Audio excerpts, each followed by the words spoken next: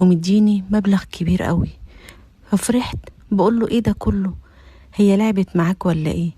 قال لي اسكتي، اصل انا راكب معايا شوية شباب نازلين سياحة، بس ايه شكلهم اغنياء قوي. قلت له بجد؟ قال لي اه. لا وايه؟ اخدوا رقم تليفوني عشان ابقى اوصلهم في الشهرين ان هم قاعدين فيه. قلت له طب كويس. تاني يوم لقيته داخل عليا ولقيته سرحان، فبقول له مالك مش مركز ليه كده، في حاجة حصلت؟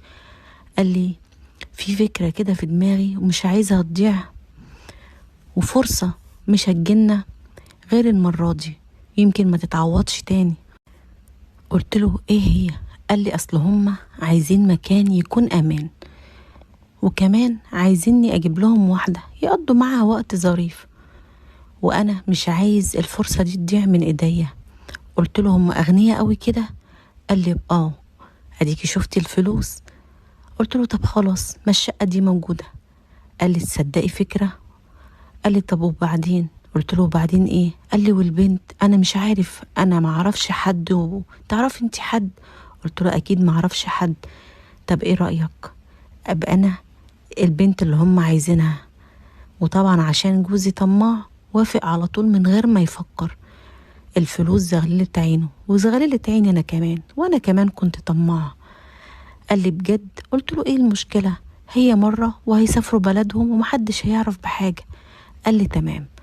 وفعلا لقيته خلاص اتفقنا وظبطت الشقة ووديت العيال عند اهلي. هما كانوا 3 وجم واتفاجئوا بيا. ما اعرفش هما كان حاطين في دماغهم يعني بنت شكلها عامل ازاي، يمكن عشان انا ما كنتش جريئة زي البنات اياها. وكمان جوزي هو اللي كان مختار لي البس ايه في اليوم ده. تتخيلوا؟ كان جايب لي طقم يعني شكله غريب عليا، حتى اتكسفت البسه وقلت له ايه ده، انا هلبس ده؟ ده انا ما لبستوش ليك وانت ما جبتهوليش ان انا البسه ليك. قال لي بقول لك ايه، الشباب دي عايزه بنت، وانت فاهمه انت مالكيش في الحاجات دي، بس لازم تظهري بمظهر كويس عشان الفلوس اللي هيدوهالنا مش اي فلوس، وكل ما تبسطيهم هيدوكي فلوس اكتر. وفعلا دخلوا وكانوا يعني مستغربين شكلي. الشكل ده مش على ما يمشيش على الشكل بتاع وشي، يعني محرجة ومكسوفة. هم مفكرين يعني بنت جريئة من البنات التانية. المهم وافقوا. جوزي طبعا كان قاعد معانا.